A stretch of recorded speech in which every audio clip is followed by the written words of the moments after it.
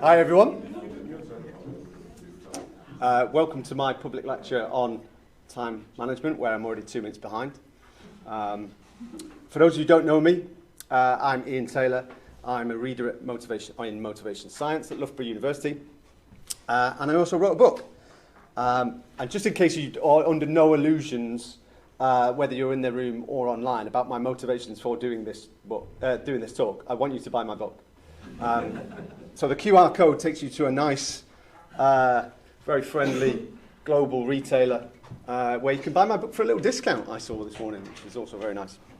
But as part of my research into motivation, a lot of the processes that I research or have time as a central component to them. So I wrote the book. It blends science with myth, religion, famous examples, to give you some ideas on how to live your life, embracing life, how to spend time embracing life without burning out. So a nice balance, hopefully, is what the book's about. So it sounds a bit time productivity. It's a little bit time productivity, but it's all about trying to decide what's more important. And we'll go into some of those things in more detail. So what we're going to do, I'm going to outline the importance of time in a completely unrelated example, but nonetheless, hopefully you will buy into how important time is. And then we're going to look at one of the core bits I'll talk about today is the basis of business and why we're always so busy and what to do about it, which is probably the next four things, how we can not fix things in life, but adapt parts of our life to make us feel a bit more balanced and a bit more well. So I'll look about when to do important things, when to receive the benefits of those important things, how to begin new activities in particular, and then I'll finish with the importance of solitude for our well-being, and so forth. So the importance of time, when I started doing the introductory book chapters about the book, I was looking into this. And the most consistent context where time is really, really important, and more important than you would think, is the battlefield. There are numerous examples of several wars where time has been a central decider of who wins and who loses. The most famous example, is the Blitzkrieg in World War II. The Blitzkrieg is the lightning war, and it's essentially how the Germans successfully invaded Poland and France, doing it very, very quickly before the opposition had time to react. And whereas when they went into Russia, they tried to do it again quickly, but then Russia quickly realized that the most potent weapon they have is keeping the Germans as long as possible in the cold, brutal Russian winter. And time was essential, not the only component as to who wins World War II, but a central component nonetheless. And it's been the same in many other wars, which has led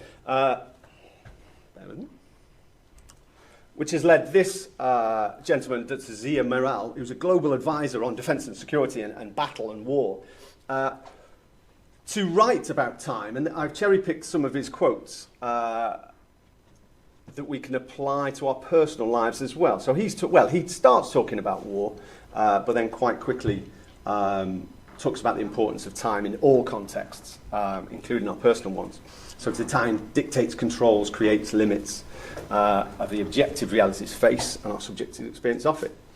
All the myriad theories of physics, including philosophy, psychology, and neuroscience, tell us that we can throw it up in the air what we think about time. And then these theories affect how we think about time and how we measure it and how we experience it. And so I've taken that idea and think, okay, well, time is central to all of what we do or the decisions we make, what we don't do and how we experience it as well, and written about it in the book. Have I told you I've written a book?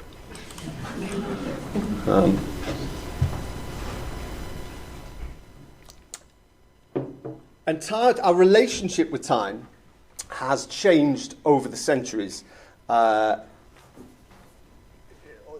in many, many ways.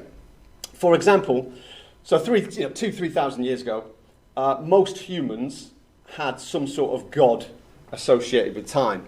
This is where the Greeks had three gods of time. This is Kronos. And so they worshipped time, and they got up when the sun rose, went to bed when the sun set, and so forth. Okay, so they respected time. Okay, but quite quickly, humans tried to mess with it, and we had a desire for consistent time, because obviously, if you're just using the sun as your measure of time, then when you're in one place in the world, it's a completely different time and completely different length of day compared to another place in the world. So we had a desire for consistency, so we started measuring it with candles and derivatives of hourglasses and things like that. And then that progressed it progressed to humans thinking that they could control time and going so far as using time as a commodity. So the Greenwich Observatory can be the first ones to blame for having time as a commodity, because they were the ones that most accurately measured time a couple of centuries ago, and they started to sell accurate time, and so you could be consistent around the world. And that was essentially born out of railway schedules. Railway schedules need to be consistent, and so our conceptions of time are largely thanks to trains. But it's now got to the point where if we're using time as a commodity, time is this fundamental element to our existence, okay, and we're using it as a commodity, okay. And so I use the analogy in the book of, well, we're doing the same with our natural resources. We're using our natural resources as a commodity, and that's not getting us to very nice places, okay. And we're on the same path with time. We think we can control it and sell it and things like that, and it's a much greater entity than what we think. So we're being very arrogant in trying to control and sell time in multiple ways. For example, interest on loans are simply a payment for the amount of time that you borrow that money and things like that. So we're controlling and using time as commodity in many ways. Your employer just buys your time and skills, for example. But when we meddle time and when we overly try to control it, we have significant problems. I'm hoping we all know what jet lag is. Jet lag when we cross time zones and we feel all sluggish because we've misaligned our circadian rhythms with what's happening with the sun and daylight where we are. Okay, but in the 2000s, early 2000s, sorry, I'm just trying to get rid of it. There was a new definition in psychology called social jet lag, which is the misalignment between your circadian rhythms, your natural biological rhythms of time, which are tied to sunlight, and what you're actually doing, the social element of your world. For example, if your natural sense of time is completely misaligned with your alarm clock getting up at 6 a.m. To go to work or whatever. So the bigger misalignment, the bigger the social jet lag. Okay.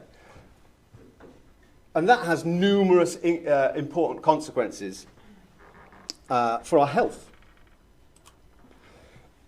Oh, and Russia have provided a really good example of social jet lag. Okay. Because what they did in 2011, so pre-2011, they essentially used had the same clock and same times as what we do. We spring forward in March and fall back in fall, okay? And so we mess with the time there. But what they decided to do in about March 2011 was switch to permanent daylight saving time, okay? And what that means, that there was now more people more likely to be waking up in the darkness, especially in winter months, okay? So they created a bigger misalignment between natural sunlight and circadian rhythms and what people had to do, okay? So there was a nice 3-year window, a 3-year experiment where Russia meddled with time even more than we normally do by taking it in daily saver time, so creating a bigger misalignment, okay? And then post-2014, around 2014, they cancelled that idea and switched to permanent standard time, which was so less of a misalignment with their biological clocks. And this is what happened. The increase, the peaks, if you like, at those 3 years in permanent daylight saving time, SJL stands for social jet lag, and what we're seeing is more people suffering from social jet lag. In other words, more people have a bigger misalignment with their circadian rhythms with what they're actually doing. They're waking up in the dark is the most common example. So it went up to about 70% for people greater than 2 hours. So social jet lag is measured in hours. It is what time you get up due to these social pressures, work or children invading your bed at 5 a.m., whatever your social mandates are for getting up, and what you would normally wake up at, okay? Which for some people you can estimate as the weekend. If you've got other commitments at the weekend, you can't do that, okay? But it's calculated in the number of hours. So social jet lag went up during those 3 years. And what they also found, that increase in social jet lag was associated with decreased mood, especially over the winter months, okay? So social jet lag associated with decreased mood, okay, in those 3 years. And when they went back to permanent standard time, so less misalignment in the winter months especially, mood began to increase again. Now that idea of social jet lag is really interesting. We've got a lot of health researchers here, and you can see it in lots of other examples. Hopefully you know that this is a map of the United States, and they've got 4 time zones. But on the boundary of the time zones, so the more west you go in any given time zone, obesity and overweight increase. So I think it was for overweight it increases by 11% compared to the other side of the boundary, and obesity is about 5 or 6% increases compared to the other boundary. So in other words, if you're living to the west of this time zone, your chances of obesity and overweightness are higher compared to just onto the east of the next time zone. And so in other words, the greater misalignment with the natural sunrise and sunset as you go west, the higher chances of obesity and overweight. Okay. And that's arguably down to some things. If you're misaligned, you make worse decisions, so worse decisions about your health, worse decisions about your physical activity, but also it impacts your body's ability to regulate various systems.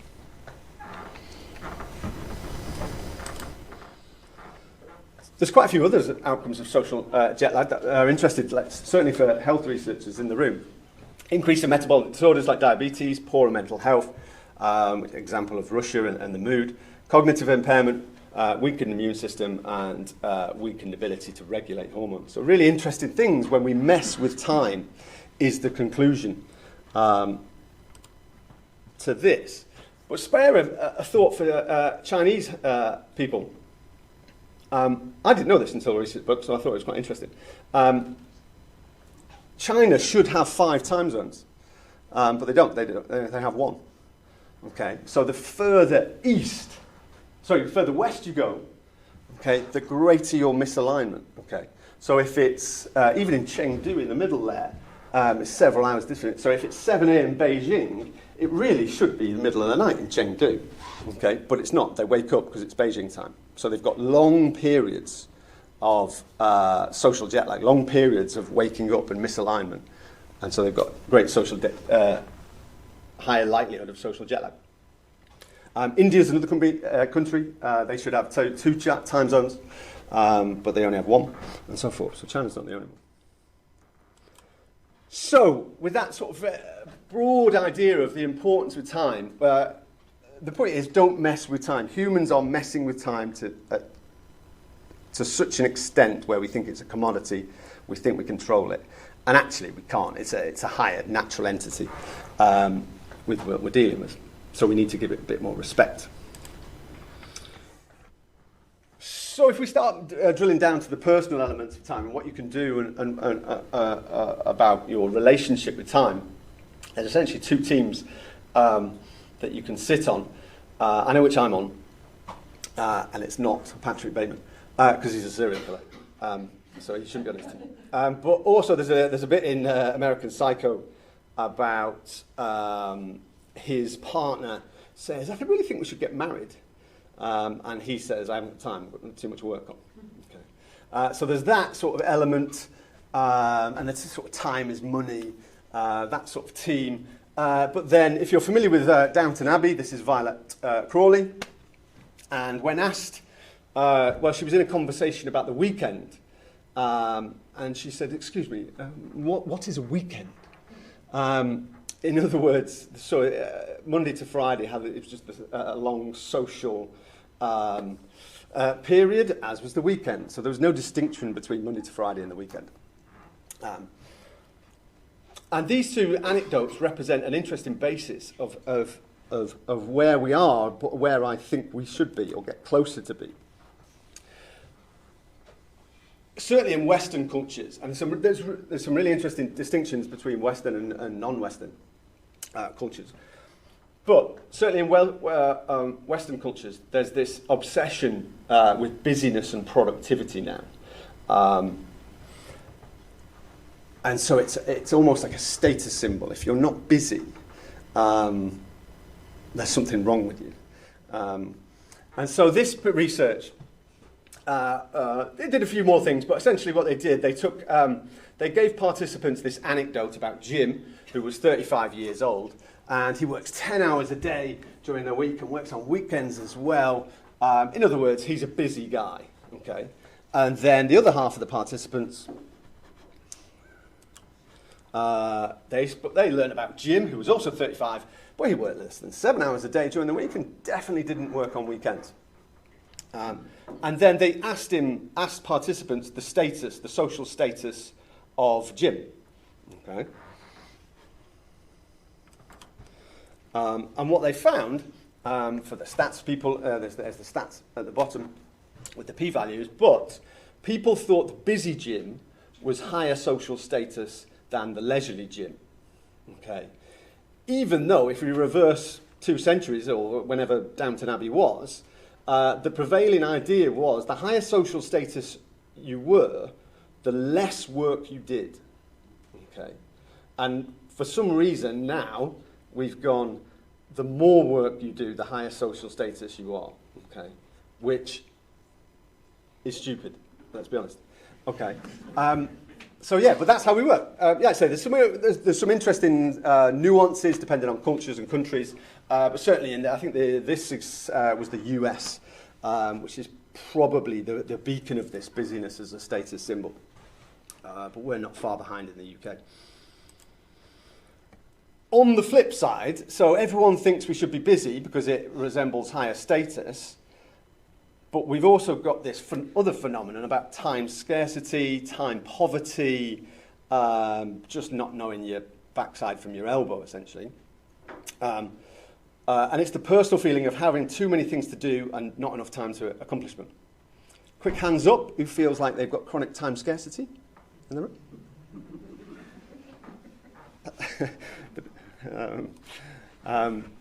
I was going to say something about the demographics there of that place, but no.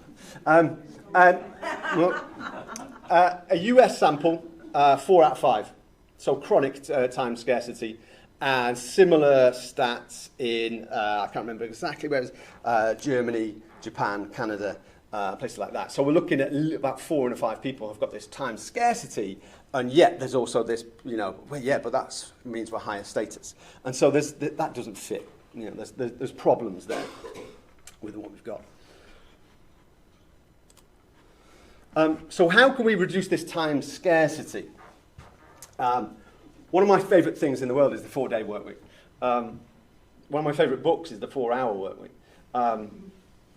But anyway, one of the things we can do is, okay, people have not got enough time.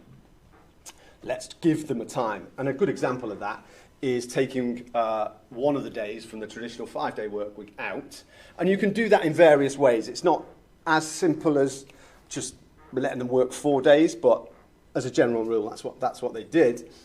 And unsurprisingly, in whatever context participants were asked about in this trial of a 4-day work week, I think this is the UK trial, which was a lot of companies. I'm going to pick 50-something companies out of the sky. I may be wrong there.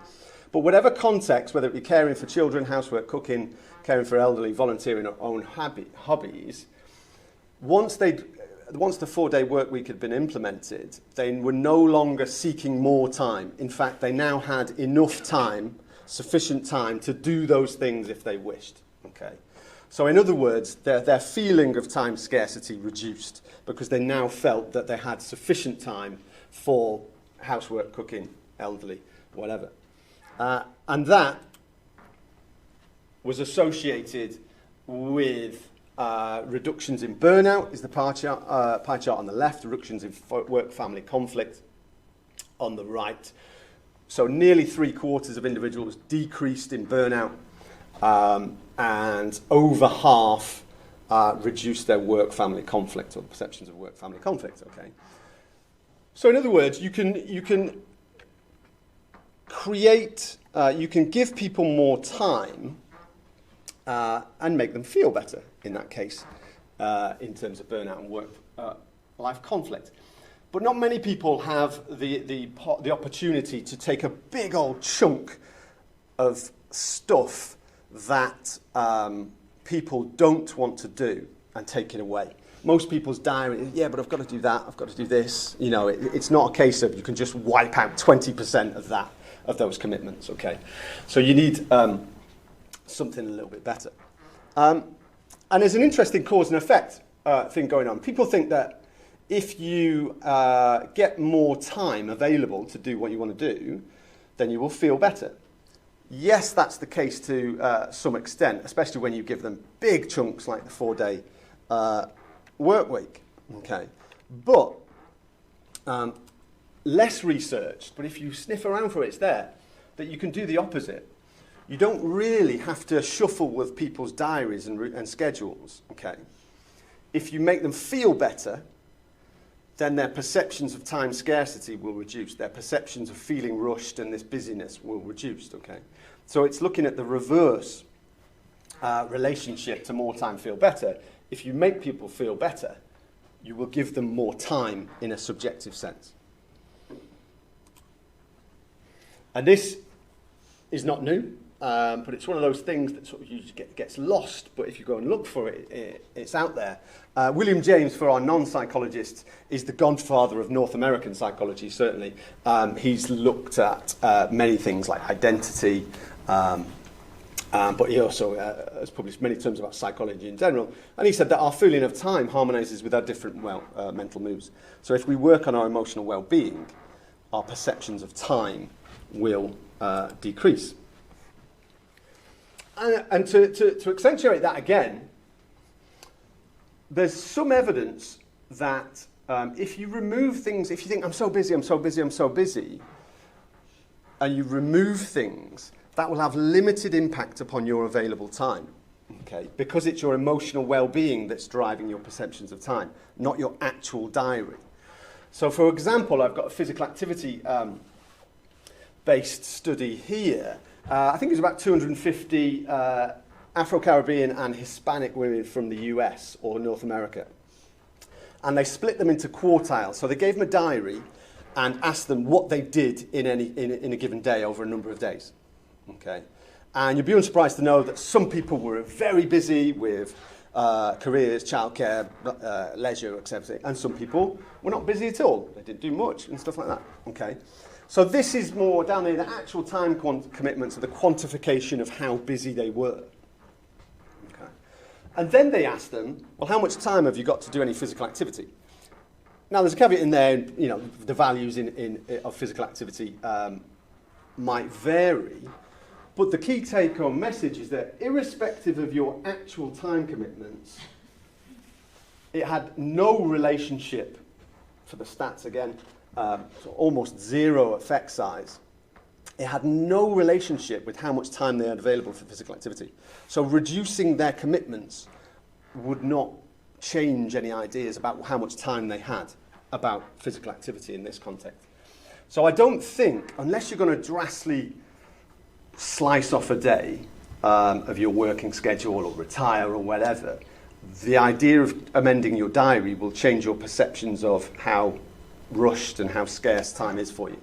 It's more focus on your well-being, and that will allow you to function in your given diary and routine.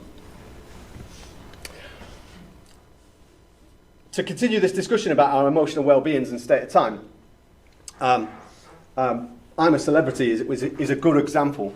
And this is Miley in class, and she's got snakes next to her face, just in case you can't see. And the research world of time perception and emotional state is pretty complex. But from a motivational perspective, a few years ago, there's a few papers that actually clarified it a little bit. If you're in an approach-oriented state, so in other words, your emotions are driven by trying to achieve something or obtain something, okay? So desire, and fun things like enjoyment, that's a good approach-oriented state, okay? So we have that emotional state, so we're trying to achieve something, okay? And our emotions reflect that. And on the flip side, we've got avoidance-oriented, which is the best example is anxiety. Anxiety is an avoidance-oriented emotion. You're trying to avoid something, and that anxiety is trying to motivate some reaction. And most importantly, though, you've got a neutral state, where you're neither particularly approach-oriented or neither avoidance-oriented. And that pretty clearly and pretty robustly influences the speed of your internal clock. So when you're approach-oriented, which I'm going to suggest is the type... So Miley in class did very well in the Champion of Champions. Okay, so when she's getting various critters and snakes thrown into the goldfish bowl with her head, I'm assuming, but I'm pretty confident in my assumptions that there's an approach-oriented state in there, because in the whole series she was very good at staying in those situations. So if she was avoidance-oriented, she'd say, I'm a celebrity, get me out of here. And she didn't quite frequently. So I'm going to make a strong assumption that she's approach-oriented. And in that series there are other people like Fatima Whitbread, who also was very good at these type of activities. And Ashley Banjo, one of those banjos, can't remember. Anyway, there was one particular task, Bush took a trial, where they did this, okay, so put snakes and stuff in your head, and they had to press a button when 6 minutes had passed. Okay. Now, making the assumption that Fatima Whitbread and Miley in class were approach-oriented, Miley in class didn't press the button to say, I've been here 6 minutes, until 12 minutes. So she only had to stay in there 6 minutes, and she stayed in there 12, and thought that was 6 minutes. Okay. Fatima Whitbread was the record holder. She stayed in there for 15 minutes, and thought it was 6 minutes. Okay. So assuming that they're in an approach-oriented state, what happens is your internal clock slows down. So what is actually 15 minutes feels like 6. Okay. Whereas when you're in an avoidance-oriented state, your internal clock speeds up. So what's actually 1 minute feels like 6. Okay. And so they go, I can't handle it anymore. Okay. And this is pretty common. I've made the example of I'm a celebrity, but this is pretty consistently. So for example, if you're in a car crash, or you're about to be in a car crash, your speed of internal clock will go rapid, and it will feel like the Matrix, when they sort of just slowly sort of do that. Okay. And so it as well as I'm a celebrity and critters and snakes, it happens in real life. Time flies when you're having fun. Okay. Your internal clock slows down. So compared to real life, it feels like time flies, and so forth. Okay. So this is a pretty robust example of how our emotional states influence our time. Going back to what I was saying about busyness, and also there's, a lot of people, anxiety and mental health issues are on the rise. We're swinging too much from an obsession with productivity and achievement to anxiety. We're never in this neutral state anymore, where things are just going normally. Our clock is either going too fast, or it's either going too slow when we're threatened. And we're just swinging wildly from one place to the other. So in other words, if we work on our mental health, our problems with time and time scarcity and time pressure will not go away, but they'll be manageable, and we'll be able to cope a lot better. So in other words, as well as don't mess with time, if you're feeling rushed and massively busy, well, first think about, why do I see busyness as a status symbol? Why does when my friends say, "How am I?" say, "Oh, I'm so busy." You don't need to say that. Don't necessarily enter your diary unless it's go on holiday, retire, only work 3 days a week. Cut out the faff, and I didn't mention this in the 4-day work week. When you chop an hour off people's days, what largely happens is that they just do the important stuff. So they don't feel time pressured because they just say no to meetings and turn off their emails for a little bit longer and stuff like that. So when you chop it a day, it's really good. They cut out faff, for want of a better phrase. But a better element, a better sort of strategy, I should say, to focus on if you're feeling time pressured is to work on your emotional well-being in all the usual ways. Exercise, eat well, sleep well, don't drink too much alcohol, and so forth. And you'll find your time is a bit more manageable.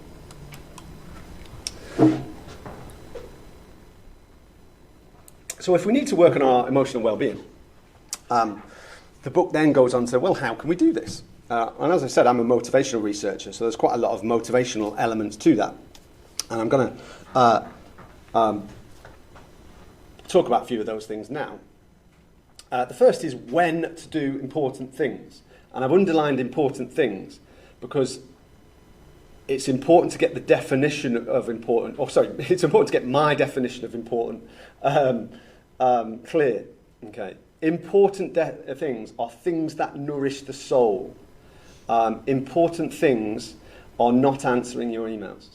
Okay. That does very rarely nourishes my soul. Sorry, colleagues. Okay. So it's nourishing the soul. Okay. Another distinction is difference between urgent and important. Well, it's urgent probably for someone else. Is it urgent for you? Is it important for you? Not important for someone else. So this is what I'm talking about. Doing things that nourish your soul. Nourish your soul, does it make you feel good? Does it make you feel competent? Does it, get you to spend time with your friends? We all know what we should be thinking about when I'm talking about nourish the soul. Okay. So this is what I'm talking about when we do important things. Important things, but we often let slide, I'll add, or new things that we perhaps don't have the habits and routines yet.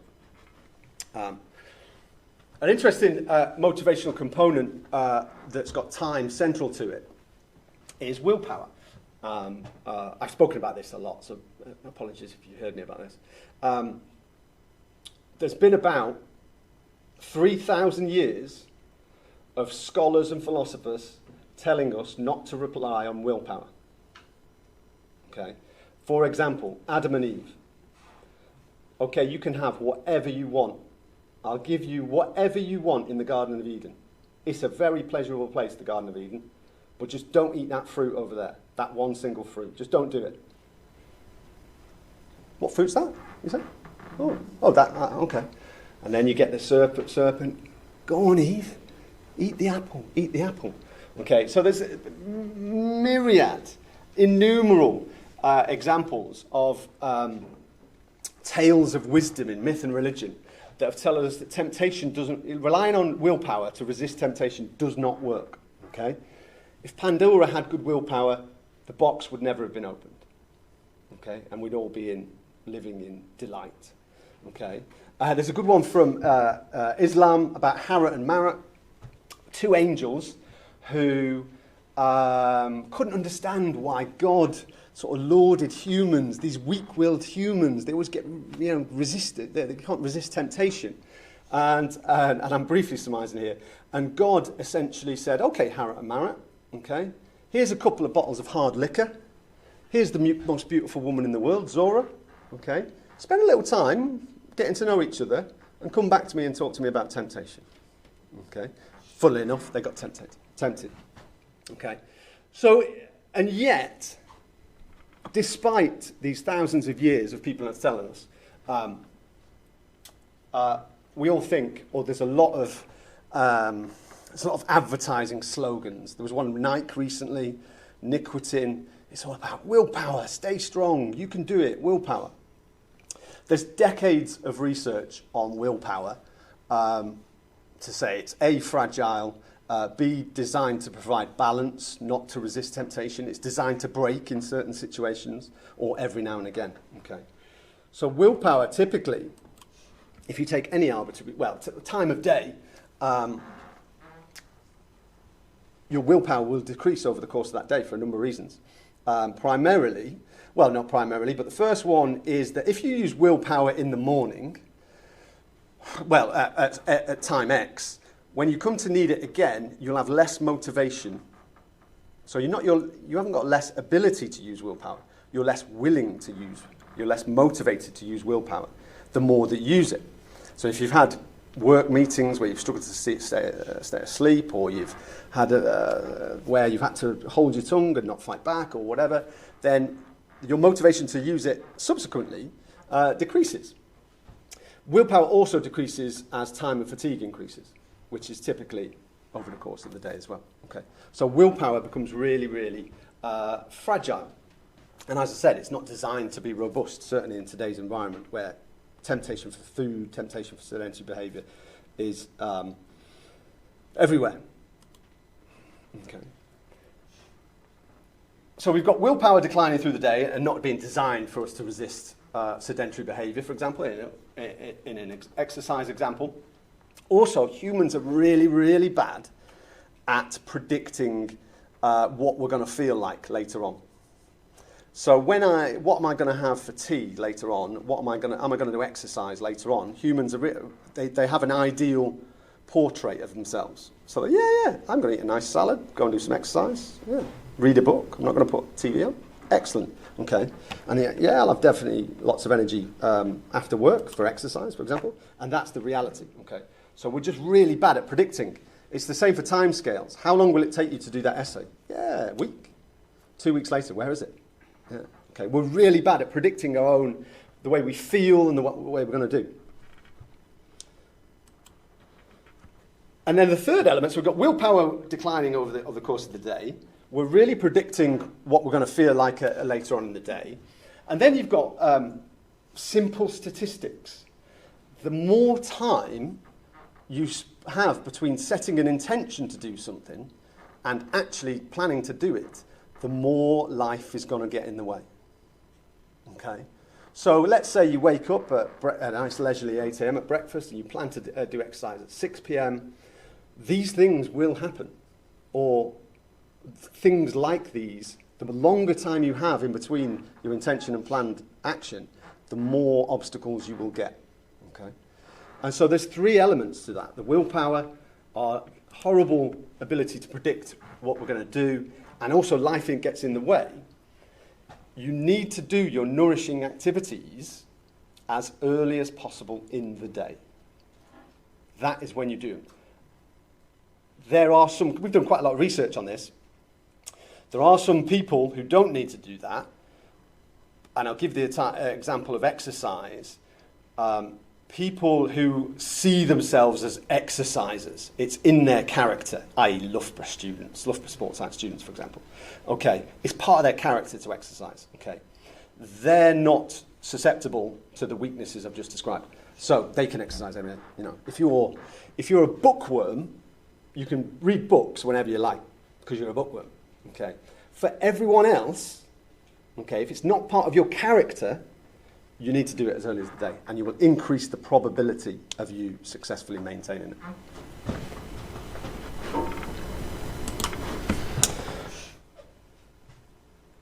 There's also a time element to rewards and benefits. This is a good example. So I studied motivation, and I really struggled with the idea of asking people what motivates them. because 90% of motivation is sort of beneath the surface. Yeah, it's not really reflective, okay? So if you ask people about what motivates them, they'll access the superficial, reflective, oh, I'm really motivated to be healthy, things like that. And so this is what, so this study, again, it was exercise, what people planned, what people are motivated by, what they think they're motivated by. And when you ask people, they say, oh yeah, health benefits, yeah. So in other words, a really delayed outcome, okay? And some, a quarter immediate rewards, so pleasure of the exercise, and 5% neither here nor there. However,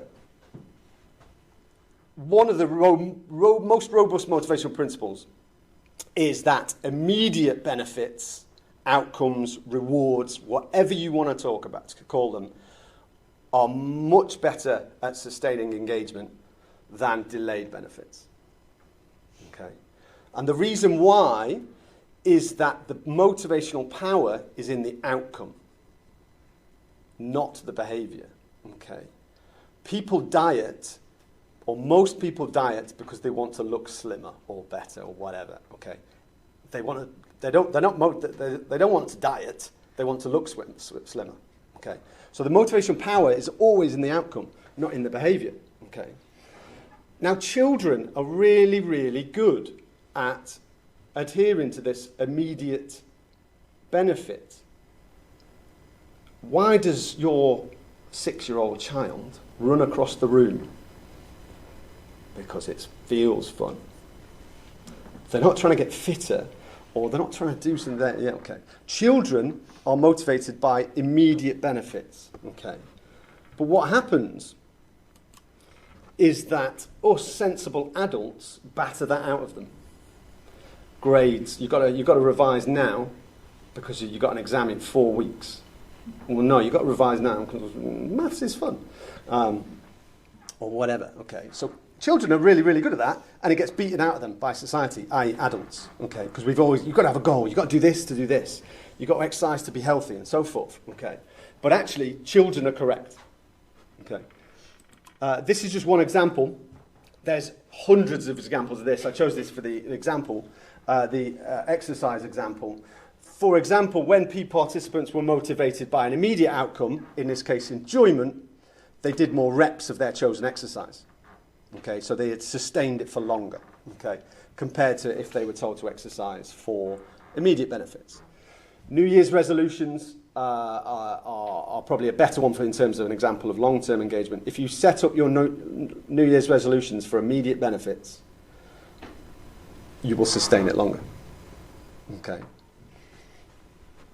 And the good thing is about immediate benefits, certainly for exercise, but a lot of other things as well, doing exercise for mental and social benefits, which are immediate, will have better motivational consequences than saying, do it to prevent diabetes. Okay. So mental and social benefits, which is a fashionable thing to talk about, are actually motivational superior because they're immediate. Okay, all else things equal. So in other words, copy children, do activities, do nourishing activities for immediate benefits, not just exercise, anything else you want to think about. Next thing about time. This is the world's strongest man competition, and it's a good anecdote, a good example of when effort is greatest. If you have any knowledge about physics whatsoever, you pretty much know it's very hard to start pulling a truck, even for the world's strongest man, but once it's moving, it's less force, okay? So that's inertia, okay? So, and you'll see it in the example, they put all their effort, maximal effort, into starting moving the truck, and once it's going, the best ones can actually, get a good old speed on, okay? So that's inertia. Motivation works in exactly the same way, or effort, I should be more specific, works in exactly the same way, okay? And I'll use I use two examples, writing a book, and because I know about that, and exercise, which hopefully I also know about a bit about. Let's say you're going for a 5k run. Okay, your head is thinking, I've got to get off this sofa. I've got to find my trainers where my wife has hidden them. It's raining outside, and then I've got to actually do the 5k. Not a chance. Okay, so perceived subjective effort is huge when you focus on that. Okay, so what you need to do is break that motivational inertia. Once you've got out of the door and you've got over that subjective effort, to continue the task is not so bad. Yes, the 5k is going to be effortful, but once you're out, you can do it. Okay, it doesn't seem as much mental effort, certainly. So the idea is to break tasks down so that the motivational inertia, the effort inertia, is really, really small. And that's where goal setting comes in that, well, people know about goal setting. Everyone knows about goal setting. But there's a lot of mix about achievable goals, challenging optimal goals. Not in this instance. To get yourself out the door, you need a tiny, tiny, tiny goal. Okay. So to take the 5k example, your effort should be entirely focused on getting up off the sofa. And once you've got off the sofa, finding the trainers is a little bit easier. Once your trainer's on and you've got your keys, once you're out the door, you're doing the run. It might not be 5k for whatever reason, your knee hurts or whatever, but all else being equal, if you set tiny, tiny, tiny goals, not small goals, tiny goals. People set small goals. 5k run, let's continue the example. Oh, I'll just do a k, 1 kilometre at first. That's a massive goal still.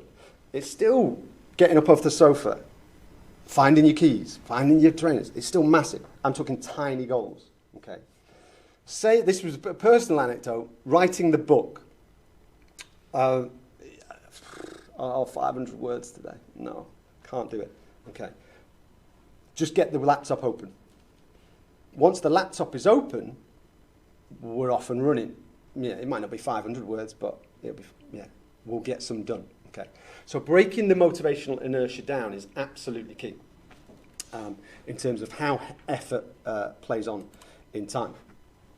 So conclusion 5, when you're not really feeling something, it's important, it's nourishing, but you're struggling, break it down into tiny, tiny, tiny chunks and include the pre-tasks, okay, of getting to the gym or writing a book or whatever.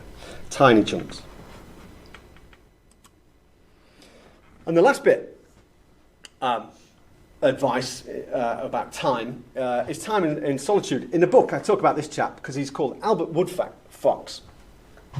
And he spent around about 45 years in prison, and 43 of them, so all but 2 years, were in solitary confinement. Who hasn't seen, the younger folks might have seen it, Shawshank Redemption? Who hasn't seen it? Don't worry. Okay. Yeah. Oh, yeah. Watch it. It's good. But also it makes sense in this. Solitary confinement is a horrible experience. Okay. And everyone's perception of solitary confinement in prison is of horrible experience. Abuse by guards, terrible living conditions. Albert Woodfox told me his friends became rats and ants that bit him. And things like that. So horrific living conditions, abuse by the guards, etc., etc. And so the common perception is that solitary confinements were really, really, really, really bad. But there was a guy from, he's emeritus professor now, Peter Swedfeld, I think his name was. He interviewed a load of inmates about solitary confinement. And the big conclusion was that if you separate the solitary bit from the confining and abuse, there's actual real positive benefits. Okay, so in those that were interviewed that had quite, the living conditions were still okay, there was no abuse from the guards, there was actually quite a lot of positive mental benefits for those in short periods. Okay. It still wasn't a holiday in Bali, but for solitary confinement in good conditions, non-abusive conditions, there was a lot of positive benefits. In those that got abused by guards and had rats for friends, there were no positive benefits from that. Okay, so he separated the solitude bit from the abuse bit. Okay, and there was actually quite a lot of inmates reporting a lot of positive things, and subsequently, Professor Swedfeld has moved on to lots of other areas of solitude, polar exploration, Antarctic and Arctic exploration, and found similar things. Being in solitude, like I say, it's not perfect, but it has some really, really good benefits. And yet, not many people like solitude. Some people do, but not many. This was a study where, broadly speaking, they said, do you want us 15 minutes on your own? 15 minutes, not 43 years, 15 minutes on your own, think with your own thoughts. Or do you want to take some electric shocks? Okay. And men especially, so 3/4 of men, not interested in what's going on up here, not interested at all. Women less so, but still, I think it was about 1/4, still hit the electric shock button. One man wasn't included in the data analysis because he was an outlier. He electrocuted himself 191 times. Which I didn't, but I've only found after I'd written the book. And that's an example of we've got real problems with solitude. People do not like what's in their own head quite a lot of the time. So what happens in solitude? Well, the chief thing that happens is you remove all social expectations and evaluations. Every social interaction you have is a game of, I want to be seen as a good public lecturer. I want to be seen as this. I want to be seen as an attractive, sociable person. Every interaction you have is a game. Okay? And what solitude does was take away that game. And so you could be yourself. Okay? The problem is, some people don't like themselves. So part of the reason for the electric shocks and stuff, they want something else to take away the anxiety of being in their own head, okay, which is a problem, okay. But if you can get over that, what the research on polar expeditions and space and solitary confinement see that actually, if you get time, you start to be very creative and start to plan and reflect about, amongst other things, who you want to be. Okay, so in solitary confinement, it's like, this is what happened, I'm in here. Next time this happens, I want to be like this. Okay, so this is an almost natural process for a lot of people. The more time you spend in solitude, the more creative you get about yourself and who you want to be in the future. Okay, which ties in very nicely. I'll be brief here because I appreciate I'm running out of time. This is Otto Rank. Otto Rank's really interesting because he was Sigmund Freud's busy mate.